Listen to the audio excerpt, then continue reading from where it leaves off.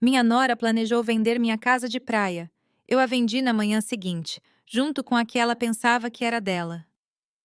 Você já se doou tanto para sua família a ponto de esquecer que tinha um nome? Houve um momento, apenas um, mas que ficou gravado na minha memória. Eu estava parada na minha própria cozinha, segurando um prato de jantar que eu havia preparado, e ninguém tinha posto um lugar para mim à mesa. Disseram que foi um erro. Mas quando você é ignorada por tempo suficiente, o silêncio começa a parecer intencional. Aquele foi o dia em que parei de esperar ser convidada e decidi abrir uma porta para mim mesma. Vejam bem, eu não gritei, não bati nada. Eu simplesmente vendi a casa, silenciosamente, tirando o chão debaixo dos pés deles. E se você está pensando, ela fez o quê? Fique comigo, porque esta não é apenas uma história sobre imóveis. É sobre uma mulher que lembrou quem era muito tempo depois de todos os outros terem esquecido. Então, por favor, antes de continuarmos, inscreva-se no canal Geralda Narra e fique comigo, porque nenhum idoso deveria ser tratado como ruído de fundo em sua própria casa. Meu nome é Alzira Queiroz. Tenho 73 anos e, pela maior parte da minha vida, acreditei que ser uma boa mãe significava nunca ocupar muito espaço. Eu cozinhei. Eu limpei. Eu mordi minha língua, mesmo quando ela tremia com a verdade. Passei adiante heranças de família e escondi decepções. E em algum momento ao longo do caminho, minha família parou de perguntar o que eu queria. Eles apenas assumiram que eu sempre estaria lá, quieta e conveniente. Esta não é uma história triste. É um chamado para despertar. Porque um dia, percebi que o amor que eu dava tão livremente estava sendo confundido com obrigação. Foi aí que as coisas começaram a mudar. Estou contando isso não porque sou especial, mas porque não sou. Existem mulheres como eu em cada rua. Talvez uma more ao seu lado. Talvez ela seja aquela que costumava cuidar dos seus filhos ou que traz cuca de banana para todos os cafés da comunidade da igreja e nunca pede nada em troca. E talvez, apenas talvez, ela esteja sendo silenciosamente apagada dentro da sua própria casa. Esta história não é sobre vingança, é sobre respeito, é sobre acordar de uma vida inteira de autossacrifício e perguntar: o que eu quero agora? Então, convido você a se aproximar, não por pena, mas por reconhecimento. Porque se você já se sentiu invisível no lugar que construiu com amor, você não está sozinha. Esta é a minha história, mas pode ser a sua também. Eu costumava pensar que o vento de Torres nunca mudava, até o dia em que ele trouxe os planos da minha nora de vender a casa, passando direto pela janela da minha cozinha. Foi sutil no começo, apenas uma voz, muito aguda para a brisa do mar, flutuando da varanda.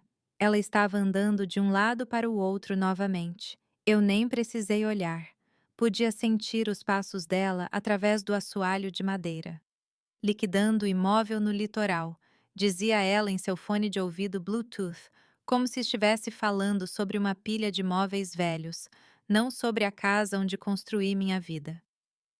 Eu fiquei sentada imóvel na mesa da cozinha, o chá esfriando na minha mão, a mesma caneca lascada que meu marido costumava usar, aquela com o pequeno farol azul desenhado.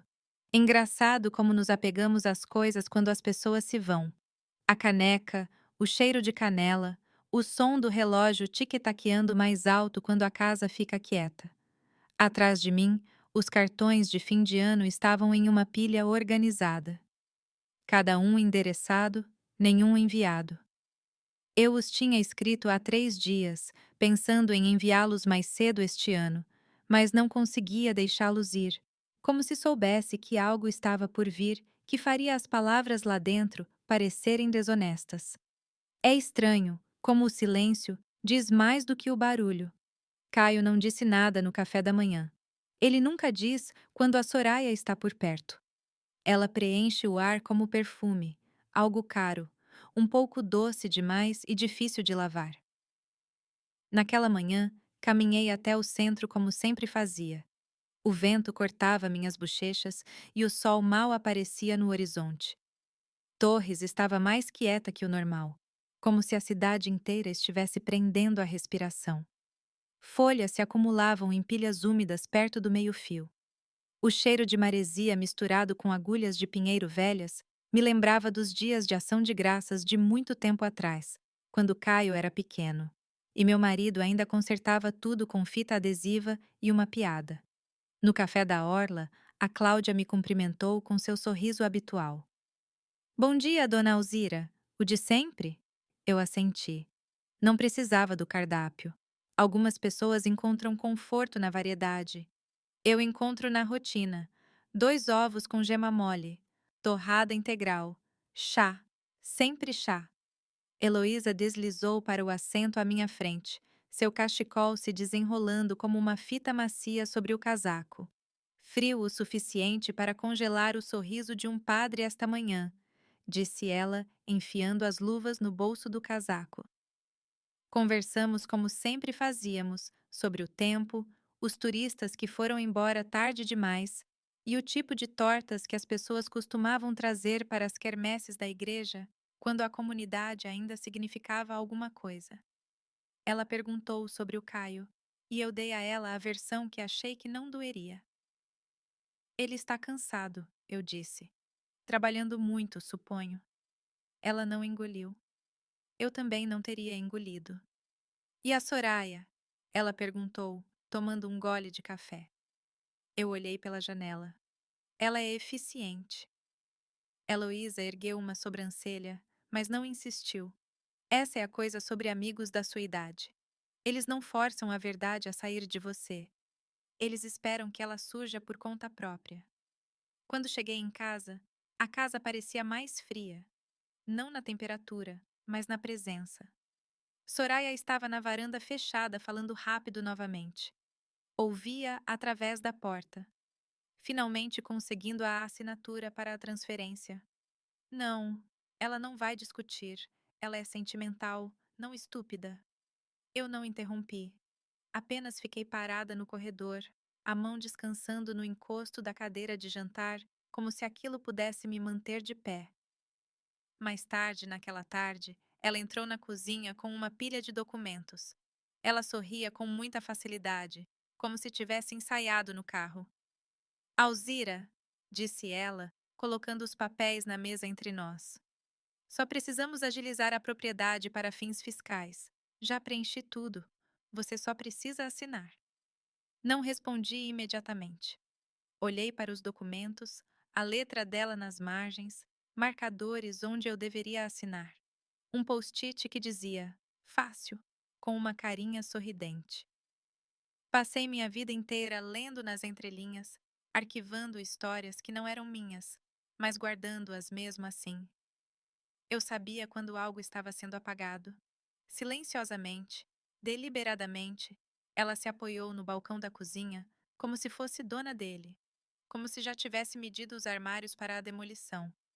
É realmente apenas uma formalidade, acrescentou ela, colocando uma mecha loira atrás da orelha. Você ainda estará aqui para as festas, claro? Aquele claro pairou na sala como um nevoeiro. Sabe, não é só sobre nós, ela continuou. O Caio está sob muito estresse. Esta casa é demais para cuidar. Seria melhor se consolidássemos uma coisa a menos para administrar. As palavras eram cuidadosas, polidas, do tipo que ela provavelmente usava com clientes, famílias que não sabiam de nada, que confiavam facilmente, que não tinham enterrado um marido no mesmo terreno onde um dia plantaram tomates juntos. Ela confundiu meu silêncio com confusão. Já contatei alguém sobre a listagem, disse ela, como se para adoçar o negócio. Fora do mercado, sem pressão, mas recebemos uma ótima oferta. Dividimos em 3 partes. Você ficaria surpresa com o que as pessoas pagam por vista para o mar. Foi quando vi o convite para o jantar de ação de graças no balcão. Não endereçado a mim, apenas aos Queirós. Nem mesmo o meu nome. Sem remetente. como se eu tivesse sido editada a lápis, quase invisível por baixo. Houve um tempo em que eu acreditava que ser quieta significava ser respeitada, que o silêncio era um tipo de graça. Mas o silêncio, aprendi, só é de ouro para aqueles que lucram com ele.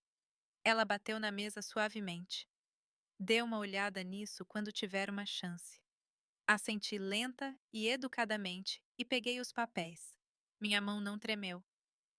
Pode usar minha caneta, disse ela estendendo-a. Eu não peguei. Sorri fraca, mas firme. Vou lê-los com atenção. Ela não notou a mudança na minha voz.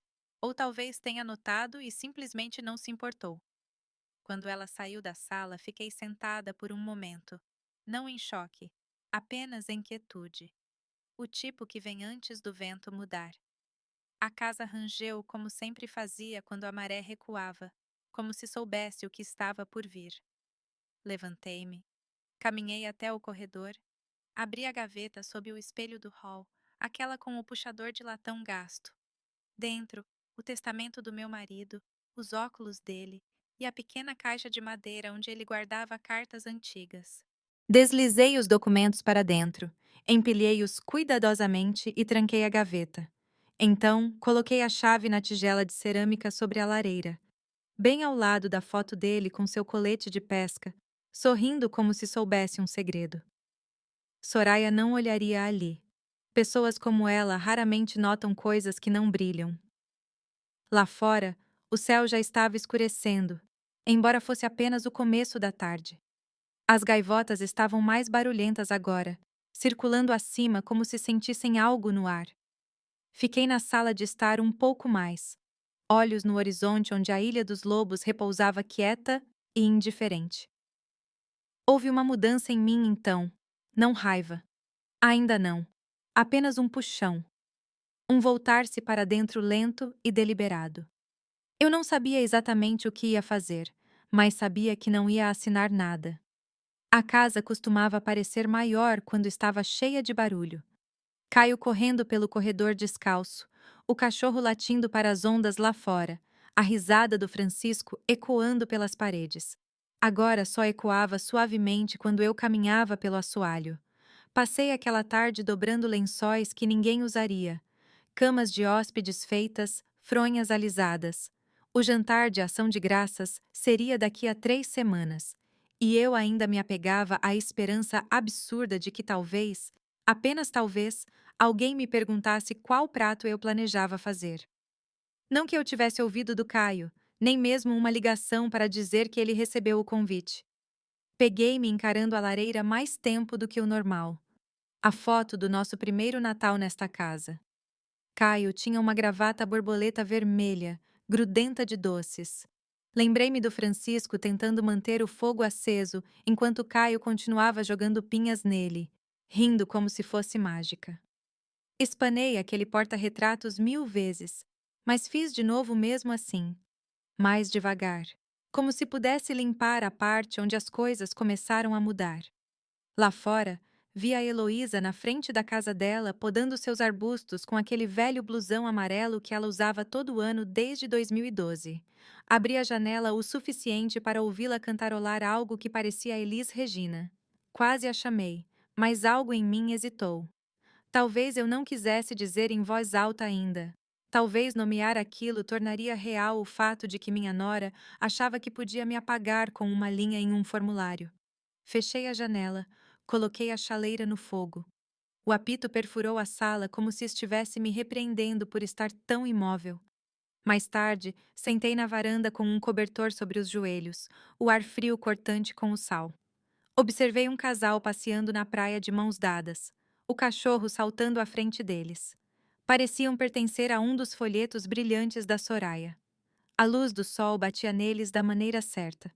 Perguntei-me se tinham pais ou se já tinham transformado seus pais em papelada. Uma brisa levantou os cantos do papel ainda na minha mesa da cozinha. Não corri para segurá-los. Deixe-os flutuar um pouco. Deixe-os se sentirem instáveis. Era estranho como era fácil desaparecer em sua própria vida. Estar presente, mas fora de enquadramento.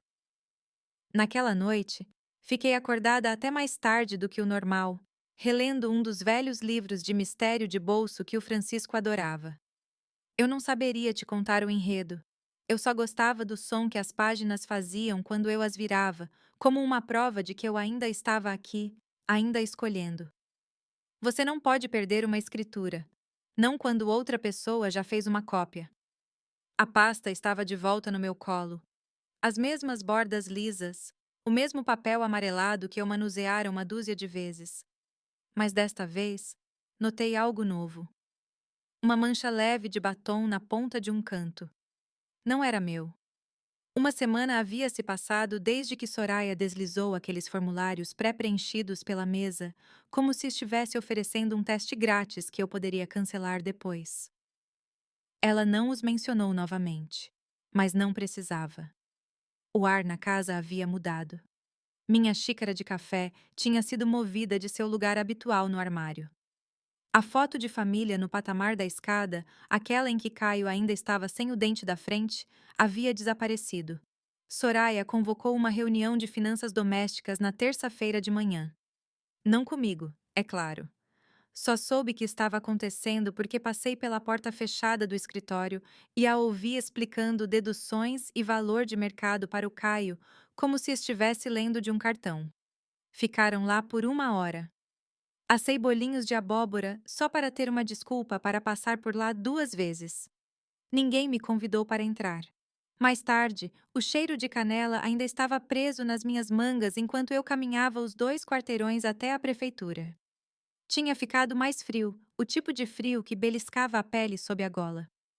Torres estava começando a se embrulhar em flocos de neve de plástico e laços de ráfia. As vitrines da avenida principal vestiam laranja e dourado como sorrisos educados. Tudo está tentando demais. A mulher na mesa do cartório tinha raízes grisalhas e um broche festivo no suéter. Quando dei meu nome, ela piscou 2 vezes, digitou devagar e olhou para mim de um jeito que parecia gentil demais. Estou apenas verificando o arquivo da nossa propriedade, disse eu, tentando não olhar para a pilha de folhetos temáticos ao lado do cotovelo dela. Ela deslizou a pasta parda na minha direção. Estes foram solicitados na semana passada. A senhora é a proprietária, certo? Sou. Abri o arquivo. Lá estava. Meu nome. Francisco. E então, cópias mais novas. Uma com marca-texto azul e anotações. Uma linha esboçada ao longo da varanda dos fundos, com a palavra expandir, circulada 2 vezes. Não disse nada. Apenas fechei a pasta. Devolvi e agradeci. Lá fora, o vento mordia mais forte. Caminhei até a biblioteca, a antiga que eu costumava gerenciar apenas pelo silêncio. O aquecimento ainda era temperamental, cheirava a lustra-móveis e memória. A senhora Tânia, a nova gerente, me ofereceu chá em uma xícara lascada que costumava ser minha. Sentei perto das biografias, dedos curvados em torno do calor, encarando prateleiras que eu conhecia como a palma da minha mão. Por um minuto, pensei em perguntar se havia algum livro sobre lei de despejo, mas decidi contra isso. Heloísa já estava na lanchonete quando cheguei. Ela sempre chegava na cabine de canto antes de mim. Desta vez, ela estava mexendo em uma palavra cruzada e bebendo de uma caneca com uma lasca na borda, a favorita dela. Conversamos sobre nada por um tempo, o tempo, as novas luzes de Natal. Então, sobre o tilintar dos talheres, ela disse: Eu já te contei sobre a casa da minha irmã lá em Cidreira? Balancei a cabeça. Ela perdeu. Não para a doença, não para a idade. Para o genro. Ele deslizou papéis no meio das contas médicas dela. Ela assinou coisas que nem leu. Eles a mudaram para um apartamento e venderam a casa antes mesmo de ela desfazer a mala. Mexi meu chá mais devagar. E a filha dela? Não disse uma palavra. Apenas assistiu. Olhei para a TV montada no canto. Passava um comercial. Crianças dançando, promovendo o desfile de fim de ano. Parecia que alguém estava zombando de nós com lantejoulas. Heloísa não forçou.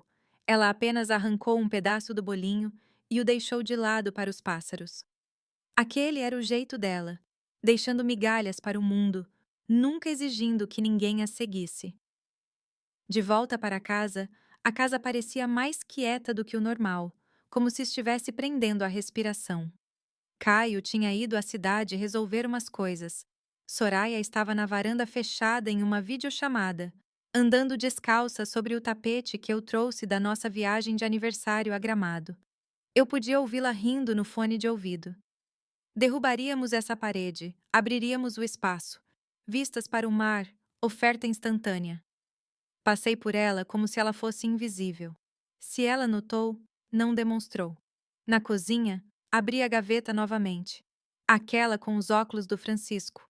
O testamento dele ainda estava lá, nítido e não lido, como um livro que alguém nunca terminou. Lembrei-me de quando ele o escreveu pela primeira vez. O quão orgulhoso ele estava por incluir cláusulas que protegiam a casa e garantiam que eu nunca seria forçada a vender sem meu consentimento. Perguntei-me se o Caio alguma vez o leu até o fim, ou se deixou a Soraya resumi-lo para ele como ela fazia com a maioria das coisas.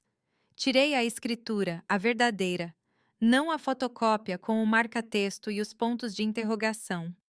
Então liguei para o Dr. Hélio Correia. Ele atendeu no segundo toque. Alzira, faz tempo. Tempo demais, eu disse. Você ainda mantém aquele escritório empoeirado em cima da alfaiataria? Ele riu. Ainda aqui e ainda empoeirado. Eu gostaria de passar aí. Ele não perguntou o porquê, apenas disse: Vou colocar a água para ferver. Levei 10 minutos para caminhar até lá. O ar estava denso com a neblina, enrolando-se entre os pinheiros como fumaça. Torres sempre parecia mais velha em novembro, como uma velha amiga em um casaco amassado. Ainda familiar, apenas mais lenta. O escritório do Hélio não tinha mudado desde que Francisco e eu pedimos para ele redigir nosso primeiro testamento. A mesma cadeira de couro, a mesma máquina de escrever, a mesma foto da esposa dele na prateleira. Ela se fora há 10 anos, mas ele ainda conversava com o retrato dela quando esquecia as coisas. Entreguei-lhe a pasta. Ele a abriu devagar, lendo cada página como se ela pudesse desaparecer se ele piscasse muito rápido. Você quer abrir uma disputa? Perguntou ele gentilmente. Não, eu disse. Ainda não. Ele olhou para cima. Quero falar sobre vender. A testa dele franziu. Apenas a casa de hóspedes? Balancei a cabeça. Tudo. Os papéis foram assinados às 9 da manhã. Ao meio-dia, a única coisa que Soraya possuía era sua surpresa. A caneta era mais pesada do que eu esperava. Corpo prateado, suave, não era minha. A senhora Tavares me entregou com o tipo de reverência que se poderia oferecer a uma relíquia. Leve o seu tempo, disse ela, embora já tivesse as etiquetas azuis prontas, páginas marcadas, linhas de testemunhas pontilhadas. Não levei meu tempo. O escritório cheirava levemente a lustramóveis de limão e poeira quente. O aquecedor no canto soltava um chiado de vez em quando, como se ressentisse o frio lá fora. Sentei-me sob uma foto do porto de 1957. Barcos atracados em fileiras ordenadas, geada cobrindo seus convéses. Um tempo mais simples. Ou talvez apenas melhor em esconder o que as pessoas queriam umas das outras. Joana Tavares era precisa, nem fria nem calorosa. Ela respeitava o silêncio e não o preenchia. Hélio sentou-se ao meu lado lendo cada página novamente, embora nós dois soubéssemos os termos de cor agora. Ninguém pode reverter isso, ele me disse mais cedo em seu escritório. Você entende isso? Eu assenti. A escritura era minha. A casa tinha sido minha antes de Soraya conhecer o Caio. Francisco garantiu isso. Herança pré-nupcial, protegida, trancada. Assinei a linha final, aquela onde eles sempre deixam um pouco de espaço demais para o seu nome. Gostaria de uma cópia para seus registros? Perguntou Joana. Não, eu disse. Apenas envie para o comprador e peça para o Dr. Hélio encaminhar o aviso amanhã. Amanhã é o dia do jantar de ação de graças. Exatamente. Ela olhou para mim por um segundo, do jeito que alguém pode estudar uma pintura e perceber que ela estava pendurada de cabeça para baixo o tempo todo. Lá fora, a garoa tinha começado. Não forte, apenas o suficiente para molhar as pontas do meu casaco de lã, enquanto eu descia os degraus e caminhava em direção ao café da orla. O mesmo caminho que eu sempre fazia. Mas hoje, parecia diferente, como se eu estivesse me movendo através das páginas finais de um capítulo que ninguém sabia que eu estava escrevendo. O café cheirava a canela e café expresso. As mesas estavam meio cheias. Turistas em jaquetas acolchoadas, casais idosos dividindo torta, a multidão de sempre. Jandira, a garçonete, me viu e acenou. Bom dia, dona Alzira. O de sempre? Eu assenti. Cappuccino, espuma extra, sem bolinho hoje. Sentei-me perto da janela onde a condensação traçava caminhos silenciosos pelo vidro. Do outro lado da rua, o Rio Grande do Sul estava vestido de primavera fria, quase inverno. Fardos de feno decorativos, espantalhos, luzes laranjas piscando suavemente na neblina. Observei as pessoas passarem, luvas debaixo dos braços, sacolas de compras batendo nos quadris. Eu não me sentia triunfante. Essa não era a palavra certa. Eu apenas me sentia nivelada, como se o chão sob mim tivesse se firmando. Soraya confundia o silêncio com rendição. Ela sempre confundia. Terminei meu café devagar. A espuma havia assentado, deixando anéis fracos ao longo do interior da xícara. Tracei-os distraidamente com meu dedo. Do outro lado da sala, um jovem casal discutia aos sussurros. Algo sobre voos perdidos, aluguel de carros, purê de batatas. Mal notei. Meus olhos continuavam derivando para a porta, observando cada pessoa entrar com aquela mistura de hálito frio e alegria cansada. Era quase meio-dia quando a vi. Soraya não entrou tempestuosamente no começo. Ela se moveu rápido, sim, mas não o suficiente para causar uma cena. Ainda não. Ela segurava algo branco e rígido na mão. Um envelope longo, canto amassado. O casaco dela estava aberto, cabelo bagunçado pelo vento, boca apertada como se tivesse mordido um limão e esquecido como soltar. Ela me viu antes mesmo que eu tivesse a chance de fingir não vê-la. As botas dela bateram forte no piso. 1, 2, 1, 2. Ela chegou à mesa e jogou o envelope. Que diabos é isso? Olhei para cima, encontrei os olhos dela e sorri gentilmente. É um recibo. Ela não se sentou, apenas encarou, piscando uma vez, depois outra, como se tentasse encontrar palavras dentro da boca, mas engasgando com cada uma delas. O café havia ficado em silêncio. Jandira parou no meio de servir atrás do balcão. Alguém deixou cair uma colher. Eu não tirei nada de você, Soraya. Eu disse, voz firme. Eu apenas peguei de volta o que sempre foi meu. Os olhos dela se estreitaram. Você nos pegou de surpresa. Não, eu disse. Você parou de me ver. Isso é diferente. Ela abriu a boca novamente, mas nada saiu. Apenas aquele som ofegante que as pessoas fazem quando ficam sem esperteza. Ela se virou para sair. Rápida, afiada, mas então parou quando a porta se abriu novamente. Heloísa entrou, limpando a garoa dos ombros. Ela olhou para o rosto de Soraya, depois para mim. Feliz dia, Alzira, disse ela, alegremente. Parece que você finalmente se deu um presente. A garoa lá fora continuava caindo fina e lenta, como se o céu não conseguisse decidir se comprometia com o inverno ou continuava fingindo que ainda era primavera. Fiquei sentada lá muito tempo depois que Soraya saiu da lanchonete, seu perfume ainda pairando como estática no ar atrás dela. O envelope que ela jogou na mesa ainda estava perto da minha xícara de cappuccino vazia, fechado e intocado. Eu não precisava ler de novo. Eu tinha vivido cada linha dele na minha cabeça uma dúzia de vezes na última semana.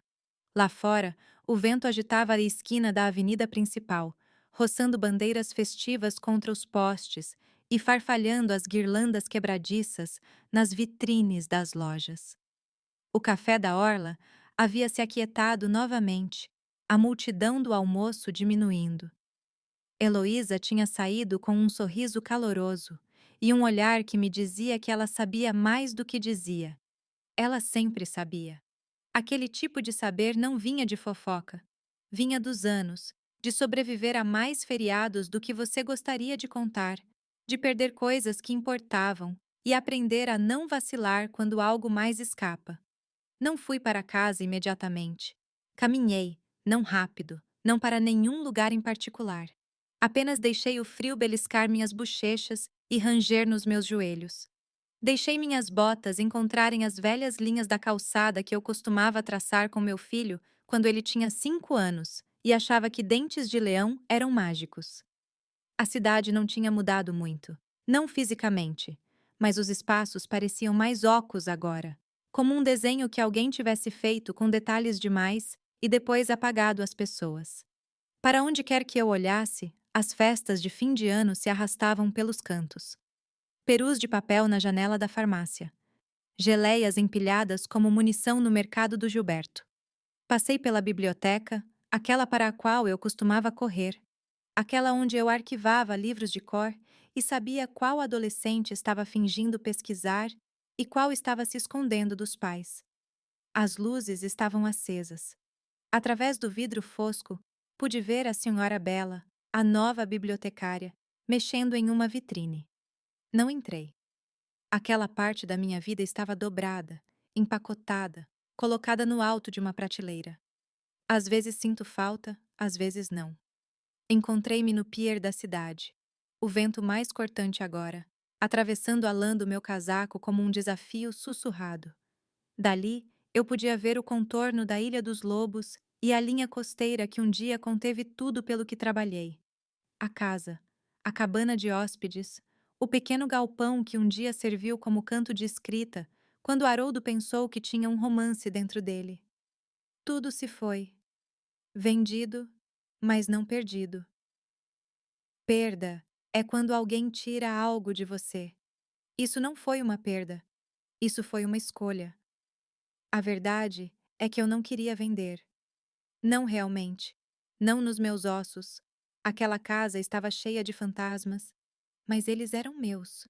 O clique dos chinelos do Haroldo pelo corredor. O cheiro de café queimado quando o Caio tentou fazer café da manhã para o meu aniversário naquele ano. Não tínhamos dinheiro, mas muita esperança. Eu não estava abrindo mão de memórias. Eu estava abrindo mão do mau uso delas, de sua reformulação como alavanca no jogo de outra pessoa. A casa de praia não era mais um lar. No minuto em que Soraya começou a chamá-la de ativo, tornou-se outra coisa, um prêmio, uma transação, algo que ela se sentia no direito de administrar, remodelar, revender por mais do que jamais investiu. Foi aí que eu soube que tinha que ir, porque ninguém que realmente viveu naquele lar o chamaria de inventário. Pensei no Caio, não com amargura, mas com a dor surda de velhos hematomas que o tempo ainda pode encontrar. Ele não tinha lutado por mim. Nem sequer olhou para cima quando Soraya passou os formulários pela mesa. Talvez ele pensasse que eu era velha demais para revidar. Talvez ele não pensasse em nada. Talvez, como eu, uma vez, ele pensasse que ficar quieto era o mesmo que ser gentil. Mas eu estava aprendendo tardiamente, teimosamente, que o silêncio nem sempre serve à bondade. Às vezes, ele só serve à conveniência. Quando finalmente me virei para o meu aluguel temporário, uma pequena cabana logo além da borda da cidade, senti-me mais leve, não triunfante, não vingada, apenas intacta, ainda eu. Não a versão que Soraya tentou redesenhar a lápis, leve o suficiente para apagar, mas a versão completa à tinta, páginas enroladas e tudo. Amanhã era o dia do jantar. Eu não sabia o que isso significava este ano. Não haveria peru na mesa antiga ou compota na pequena tigela de vidro que o Haroldo insistia em usar. Mas talvez houvesse silêncio, talvez até paz. E talvez, apenas talvez, eu assasse uma torta. Não porque alguém esperasse, mas porque eu podia, porque a escritura estava feita. E eu era, pela primeira vez em muito tempo, minha novamente. Soraya sempre disse que a casa de praia tinha uma boa estrutura. Suponho que seja por isso que doeu mais quando ela percebeu que nunca moraria nela. A manhã do feriado chegou quieta, como se soubesse que não devia se anunciar muito alto. A neblina rolou baixa sobre Torres, suavizando as linhas dos telhados e guirlandas que haviam aparecido durante a noite. Os sinos da pequena igreja no centro ecoaram suavemente através do nevoeiro, espaçados o suficiente para parecer respiração. Eu já estava de pé há horas, tomando café morno no saguão da pequena pousada onde fiz check-in 2 noites atrás. Ninguém mais tinha se mexido ainda. O fogo na lareira dava mais luz do que calor, e eu não me importava. Eu não estava mais com frio. Da janela, eu podia ver a borda da casa de hóspedes, apenas um vislumbre entre galhos de pinheiro e uma cerca torta que ainda não tinha sido consertada. Parecia menor à distância, mais frágil, como uma pintura de algo que um dia fora real. O casal de Porto Alegre ainda não tinha se mudado, mas as fechaduras tinham sido trocadas. Os móveis retirados, a garagem varrida e limpa dos itens que Soraya um dia armazenou como reivindicações de território. O que restou foi simples, quieto. Por volta das 9 da manhã, meu telefone vibrou na mesa ao meu lado. Não atendi imediatamente. Deixei tocar uma vez, depois duas. Na terceira vibração, atendi. Mãe. A voz do Caio veio com um gaguejo de vento do lado dele. Você está. Você está em casa? Não disse sim nem não, apenas esperei. Ela. Nós viemos pegar algumas coisas da casa de hóspedes. Soraya disse que deixou algumas caixas, mas a porta. Ele pausou. Não abre. Tomei meu café devagar. Isso é porque não é mais nossa, Caio. Houve silêncio. O tipo de silêncio que se estica como borracha, tenso e estranho, esperando para estourar. Você vendeu. Sim, mas. Mas você não disse nada. Não achei que precisasse. Deixei minhas palavras pousarem como uma pena na pedra, suaves, mas definitivas. Ele não falou novamente. Apenas o leve farfalhar dele mudando o telefone de uma mão para a outra. Ela está chateada, disse ele finalmente, baixo e meio apologético. Ela achou que tínhamos tempo. Soraya pensava muitas coisas. Eu não esperei por mais. Encerrei a chamada gentilmente, do jeito que você fecharia um livro que não pertence mais à sua mesa de cabeceira. Não importava o que ela pensava. Não mais. Ao meio-dia, caminhei de volta ao café da orla. Eu sabia que a Soraya viria. Ela não lidava bem com o silêncio, e ela, especialmente, não lidava com surpresas. Com certeza, quando abri a porta, ela já estava sentada perto da janela, mexendo em uma xícara de café que não tinha tocado. Os olhos dela encontraram os meus como pederneira encontrando pedra. Você provou seu ponto, disse ela secamente. Não vim provar um ponto, respondi. Ela zombou. Você agiu pelas nossas costas, vendeu tudo tirando de nós. E para quê? Por paz, eu disse. Ela riu. Um som amargo e agudo que não chegou aos olhos dela. Você acha que isso é paz? Você acabou de destruir qualquer chance que tínhamos de reconstruir, de valorizar a propriedade. Sentei-me à frente dela, cuidadosa para não igualar o tom dela. Você não pode perder o que nunca foi seu. O maxilar dela apertou. Lá fora, um homem do outro lado da rua parou com uma caixa de padaria nos observando pela janela. Perguntei-me se ele sabia quem éramos, se sabia a história ou se simplesmente reconhecia uma tempestade quando via uma. Você está destruindo a família, ela sibilou mais alto agora. Inclinei-me para a frente, firme. O apodrecimento estava lá muito antes das tábuas serem levantadas. O rosto dela ficou pálido, não de raiva desta vez, mas com algo mais próximo da descrença, como se eu tivesse usado uma palavra que ela não esperava que eu conhecesse. Ela se levantou de repente, as pernas da cadeira arranhando alto contra o chão. A saída dela foi rápida, mas não despercebida. Um casal sentado no balcão virou para assistir, sobrancelhas erguidas. Um homem de gorro sussurrou algo para a esposa. Permaneci imóvel, composta. Apenas uma mulher tomando café num feriado, sozinha, mas não solitária.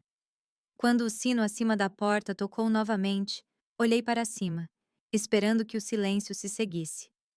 Em vez disso, Heloísa entrou, bochechas rosadas do frio, mãos em volta de uma pequena lata de biscoitos. Ela sorriu ao chegar à minha mesa, mas não se sentou. Você fez o que a maioria de nós gostaria de ter a coragem de fazer, sussurrou ela, descansando a lata ao lado da minha mão. Então, ela caminhou em direção ao balcão, pedindo chá como se fosse qualquer outro dia. Fiquei sentada por um longo tempo depois que Heloísa saiu, observando a garoa começar a cair. Apenas uma poeira de água, o tipo que não molhava muito, mas persistia o suficiente para lembrar que o tempo frio já estava aqui, mesmo que ninguém tivesse se incomodado em dizer. A lata de biscoitos ficou intocada na mesa. Eu não estava com fome, não realmente, mas apreciei o gesto. Ela sempre soube quando alguém precisava de uma mão sem pedir. Uma parte de mim esperava que Soraya voltasse, entrasse pela porta novamente, batendo-a desta vez, e exigisse respostas que ela já tinha. Mas ela não voltou. Talvez, por uma vez, ela tenha percebido que não havia mais palavras que pudessem me dobrar. Saí para o ar frio, puxando meu casaco para perto, a lã pesada mas reconfortante nos meus ombros. As ruas estavam quase vazias, exceto por alguns casais agasalhados passeando com cachorros e a criança ocasional arrastando um carrinho vermelho grande demais para a calçada. Todos pareciam ter para onde ir. Todos, exceto eu. E eu estava estranhamente à vontade com isso.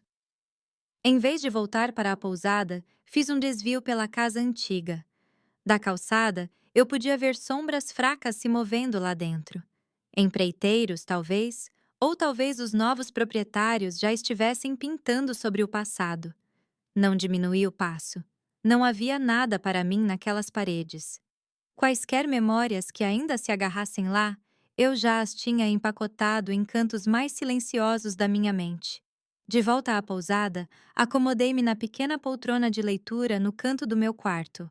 O abajur emitia uma luz amarela, do tipo que fazia tudo parecer vir de uma Polaroid. Puxei meu diário, encadernado em couro, macio nas bordas de anos folheando páginas. A caneta deslizou facilmente entre meus dedos e comecei a escrever, não porque eu tivesse algo profundo a dizer, mas porque a quietude muitas vezes trazia pensamentos altos demais para ignorar. Nem toda casa tem que abrigar uma família, escrevi. Algumas são construídas para abrigar a paz. Não era poético, não era para ser. Era apenas verdade. Por tanto tempo, acreditei que sacrifício significava silêncio, que meu trabalho era aprender a respiração para que outros pudessem respirar mais livremente. Mas a verdade era que eu estava desaparecendo aos poucos. Primeiro na conversa, depois nas decisões, depois na minha própria casa, até que eu não reconhecia mais os cômodos pelos quais caminhava. Eu não me sentia triunfante. Isso não era uma vitória. Era uma recuperação de espaço, de voz, de eu mesma. Na manhã seguinte, encontrei um bilhete deslizado por baixo da minha porta. Sem envelope, apenas a letra do Caio, inconfundivelmente dele. Mesmo agora lia-se. Eu não sabia. Eu deveria saber. Sinto muito. Dobrei-o uma vez e coloquei-o na parte de trás do meu diário. Eu não precisava de mais nada. Não hoje. Mais tarde naquela tarde, encontrei Heloísa novamente, desta vez no calçadão onde a brisa cheirava a pinho e sal. Ela me entregou um copo de papel com cidra sem dizer uma palavra. Sentamos em silêncio, deixando o vento fazer a maior parte da conversa. Finalmente ela disse: Então, e agora? Olhei para a água, as ondas cinza-azuladas batendo como sempre fizeram, constantes e indiferentes. Não sei, admiti. Talvez eu alugue um lugar na cidade. Talvez eu me mude para mais perto da minha prima em Santa Catarina. Ou talvez eu apenas fique aqui, até que o frio aumente e me diga que é hora de ir. Ela assentiu, como se isso fizesse todo o sentido do mundo. O que quer que viesse a seguir, eu sabia uma coisa com certeza. Eu não esperaria que outra pessoa tomasse a decisão por mim.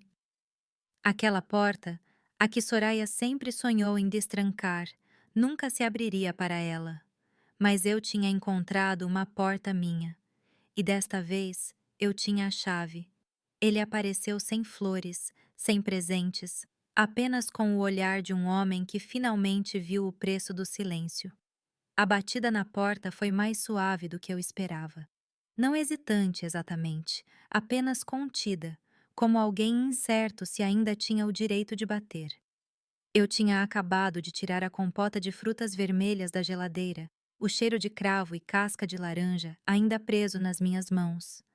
Lá fora, a noite estava caindo, aquele tipo de hora dourada e fraca onde a luz fazia tudo parecer mais gentil do que era.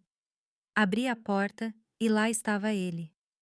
Caio parecia mais velho do que na última vez que o vi, mais velho que 38, pelo menos. O rosto dele tinha aquela qualidade desbotada de um homem que não dormia direito há semanas. A jaqueta dele estava amassada na gola, e ele segurava um molho de chaves de carro como se pudessem mantê-lo no chão. Oi, mãe. 2 palavras, pesadas o suficiente para lançar uma âncora no meio da minha sala de estar. Não disse nada a princípio, apenas dei um passo para o lado e assenti para que ele entrasse. Ele hesitou apenas um segundo. Depois caminhou pela porta como alguém retornando a uma casa de infância que não servia mais direito.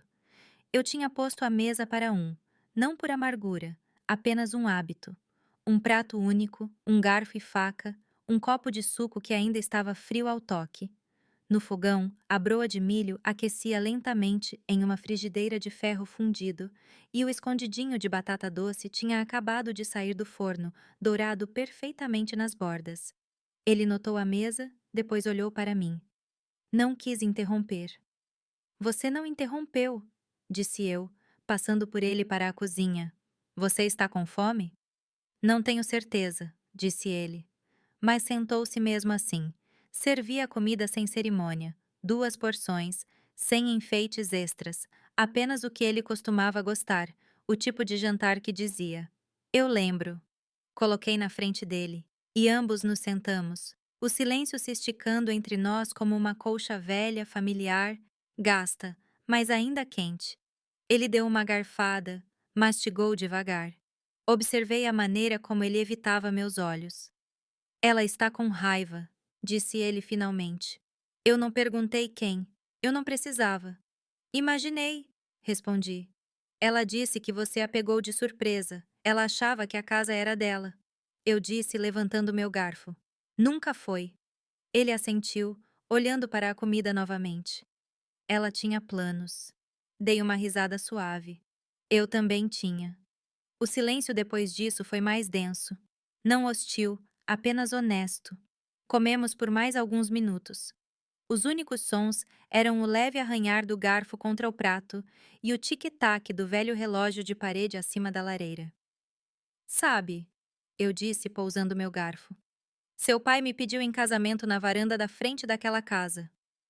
Caio olhou para cima surpreso. Eu não sabia disso. Não tinha motivo para saber. Você sempre esteve mais interessado em pular pedrinhas na água do que em histórias de família. Ele deu um pequeno sorriso. Aquela varanda tinha uma boa acústica. Eu costumava tocar violão lá fora. Você tocava?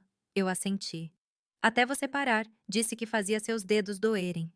Ele olhou para baixo novamente como se as memórias viessem com um peso para o qual ele não tinha se preparado. Eu mantive aquela casa. Continuei. Através de demissões, contas de hospital e 2 aquecedores quebrados. 3 empregos, Caio. Biblioteca durante o dia, trabalho temporário à noite, aulas particulares nos fins de semana. Ele não respondeu. Inclinei-me ligeiramente para trás. Não estou te contando isso para fazer você se sentir culpado. Estou te contando porque ninguém mais soube. Não realmente. Seu pai trabalhava duro, mas quando ele ficou doente, tudo caiu sobre mim. Eu deveria ter perguntado mais, disse ele calmamente. Você estava ocupado construindo sua própria vida. É isso que os filhos devem fazer. Ele olhou para cima, olhos úmidos, mas não derramando. Você sempre fez parecer tão fácil. Eu não fazia. Você só não estava olhando. Aquilo se assentou entre nós como poeira. Alcancei a compota, coloquei um pouco no prato dele. Ele costumava odiar quando criança. Agora não protestou. O aquecedor zumbia no canto. Lá fora eu podia ouvir o som fraco de alguém arrastando sua lixeira para o meio-fio. A vida continuava como sempre, mesmo quando tudo dentro de um lar havia mudado. Ele não falou novamente por um longo tempo. Apenas comeu devagar. Do jeito que alguém come quando não quer terminar porque não sabe o que vem depois. Quando ele finalmente empurrou o prato ligeiramente para frente, olhou para mim. Realmente olhou pela primeira vez no que pareceram anos. Eu não sabia que você ainda trabalhava nos fins de semana naquela época.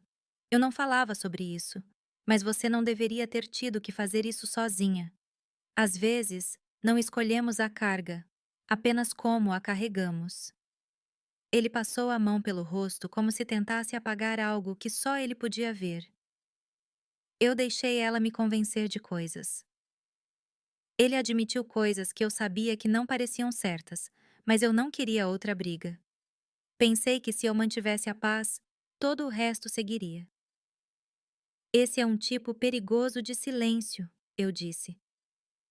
Ele se acumula, cria dentes. Ele assentiu. O gesto lento, deliberado. Ela disse que você nunca a aceitou realmente, que você queria manter tudo seu. Inclinei-me para trás na cadeira, cruzando as mãos. Eu aceitei que você a amava. Isso foi o suficiente. Mas amar alguém não significa deixar que reescrevam seu passado ou seu futuro. A garganta dele oscilou enquanto engolia. Ela disse que a casa era um fardo, que precisava ser modernizada, revendida, vendida para alguém que apreciasse seu potencial. Ergui uma sobrancelha. E você acreditou nisso? Ele não respondeu. Talvez isso fosse o suficiente para responder. O silêncio não estava tão denso agora, apenas quieto, como o tipo que perdura depois que a verdade foi dita em voz alta e deixada para se estabelecer na sala. Eu vi a escritura, disse ele suavemente. Seu nome apenas, sempre foi. Sim, eu deveria ter lido. Deveria ter feito perguntas, talvez, mas você não fez. E agora estamos aqui. Ele se levantou então, caminhando devagar até a janela. Lá fora a rua estava vazia. Algumas luzes de varanda piscavam, brilhos amarelos contra o entardecer que caía. Em algum lugar no quarteirão, um cachorro latiu uma vez, depois ficou quieto. Eu não sei o que dizer a ela, murmurou ele. Esse não é um fardo meu para carregar. Ele se virou, encostando-se no batente da janela. Você acha que ela algum dia se importou com a família? Eu acho que ela se importou com o que a família podia dar a ela. Ele exalou, o som áspero, cheio de coisas emaranhadas demais para nomear. E eu? Eu acho que você cansou de escolher, então parou de escolher completamente. Ele não discutiu, apenas assentiu. Levantei-me, fui para a cozinha, peguei 2 potes de plástico. Enchi um com o escondidinho de batata doce, o outro com broa de milho, etiquetei ambos, Apertei a tampa com a facilidade de um ritual que não percebi que sentia falta. Quando os entreguei a ele, ele pareceu surpreso. Para depois, eu disse, como nos velhos tempos. Os dedos dele roçaram os meus quando ele os pegou, frios da janela, mas ainda quentes por baixo. Na porta, ele parou. Olhei para a mesa, os pratos meio vazios, a única vela que acendi por hábito mais do que por atmosfera. Lembro quando costumávamos decorar a varanda juntos, disse ele. Você me deixava pendurar as luzes, embora eu sempre as embaraçasse. Você ficava tão orgulhoso quando finalmente as endireitava em um ano, eu disse. Você insistia que as mantivéssemos até fevereiro. Ele riu suavemente. Foi o tipo de risada que se enrolava para dentro, não muito pronta para ser livre. Na porta ele se moveu, chaves em uma mão, potes na outra. Então ele perguntou: Você virá para o jantar de Natal? Olhei para ele por um longo momento. Não além dele, não através dele, apenas para ele. Meu filho, o menino que costumava me trazer dentes de leão em seus punhos, o homem que deixara muito não dito por muito tempo. Vou pensar sobre isso. Acontece que você não precisa de uma família ao redor de uma mesa para ser grato. Você só precisa da verdade e um pouco de torta. A primeira geada real de dezembro veio quieta, como uma memória deslizando sob a porta da minha janela no aluguel modesto na Rua do Porto. Observei os telhados acumularem uma fina camada de branco. Não ficou muito tempo. A geada em Torres nunca fica, mas foi o suficiente para suavizar as calçadas, o suficiente para calar a cidade. Naquela manhã, dobrei meu cachecol 3 vezes como minha mãe me ensinou e fiz meu caminho para a biblioteca. O círculo de leitura de inverno se reunia na sala de leitura dos fundos, um espaço que costumava abrigar os rolos de microfilme. Eu costumava ajudar estudantes a navegar naqueles rolos quando meu pulso não doía e minha paciência era menor.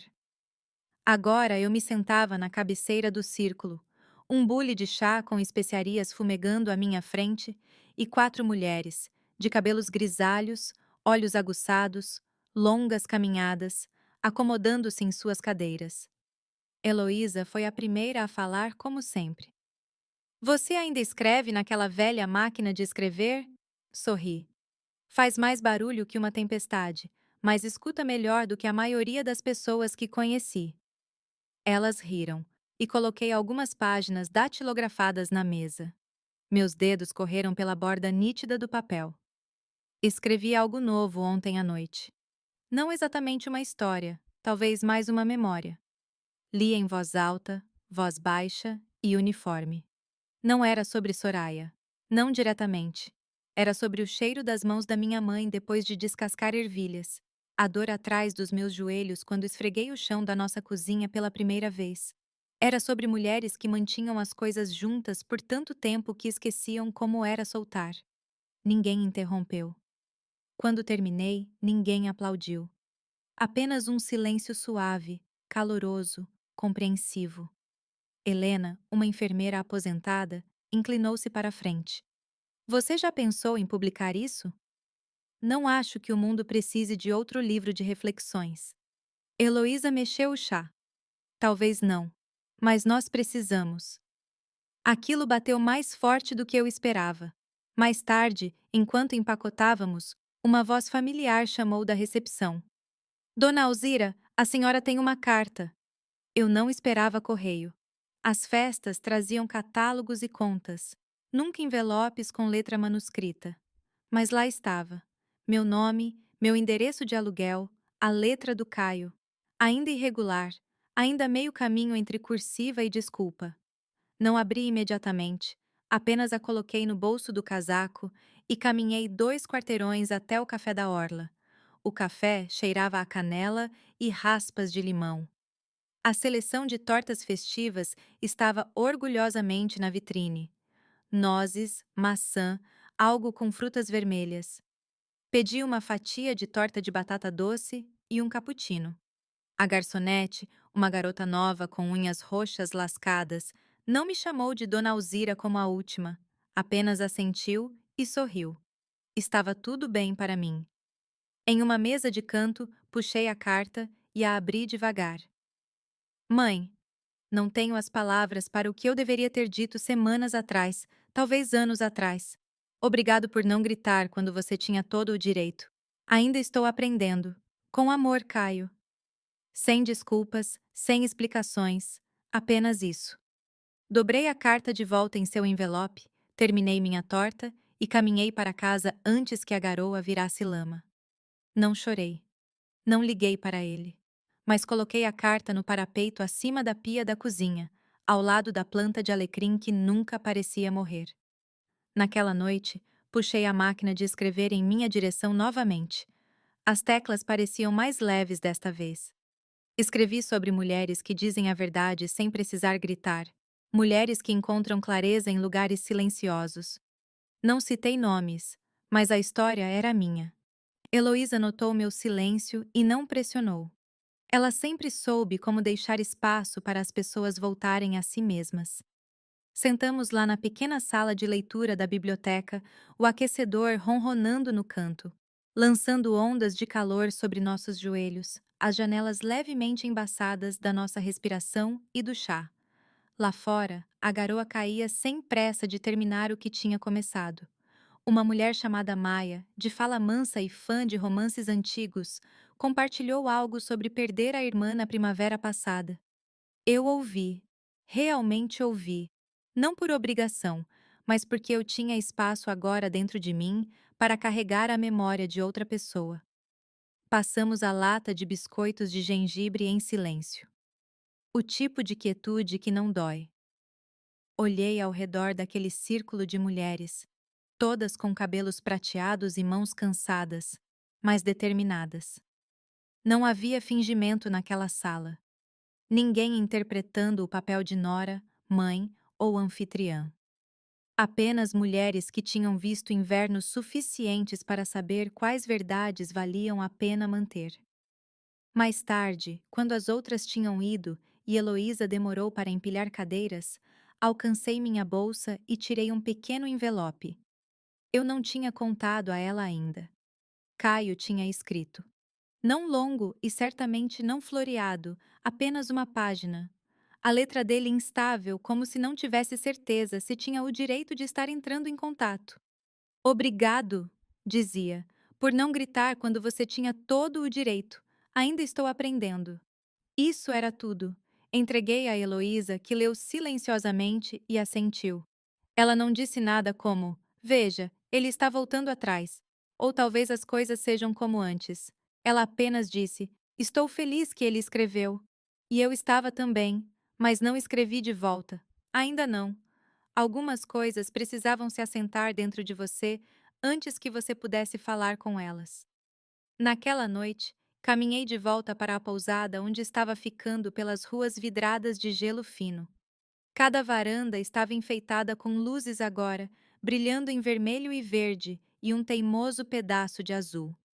Passei por um grupo de adolescentes rindo, a risada deles saltando à frente deles na noite.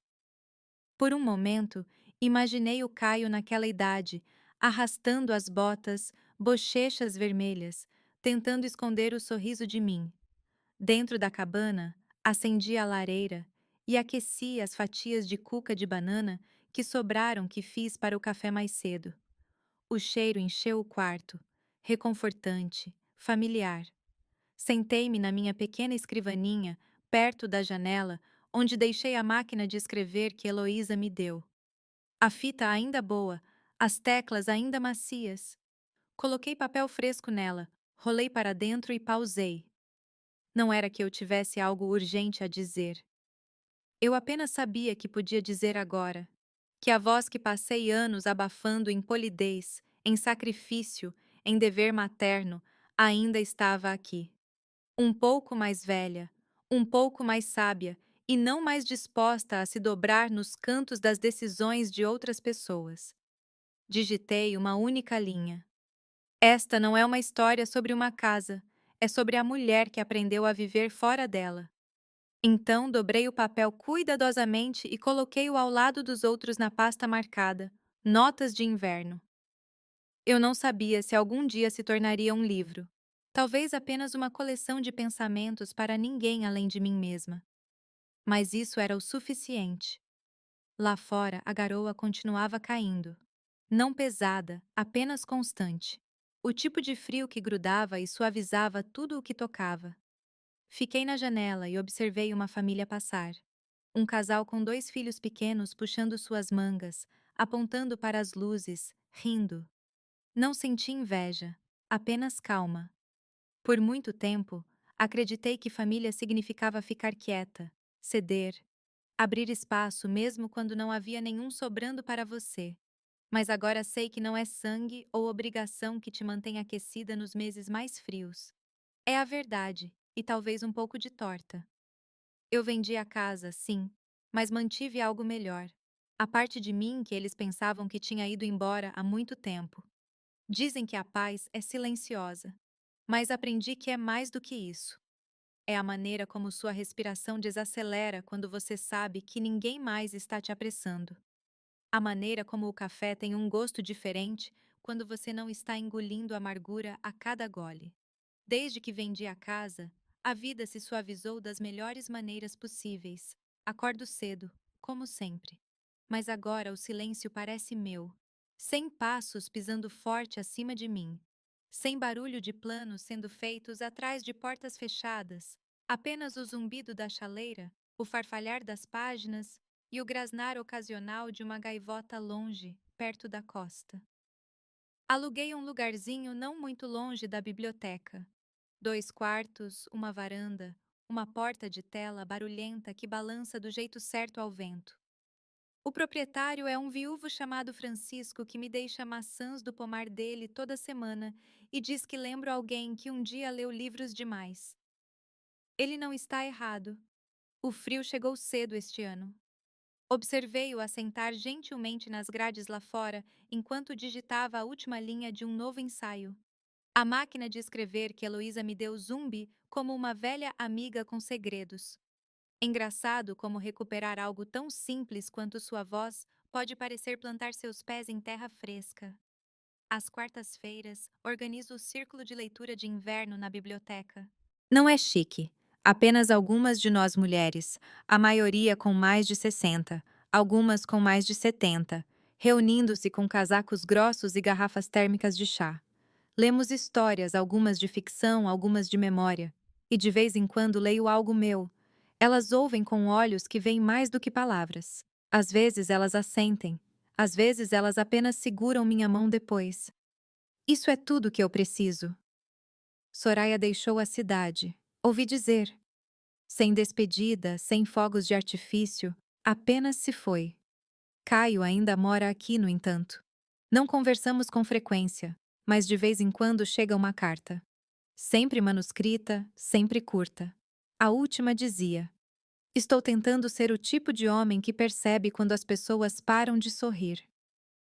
Isso é alguma coisa, suponho.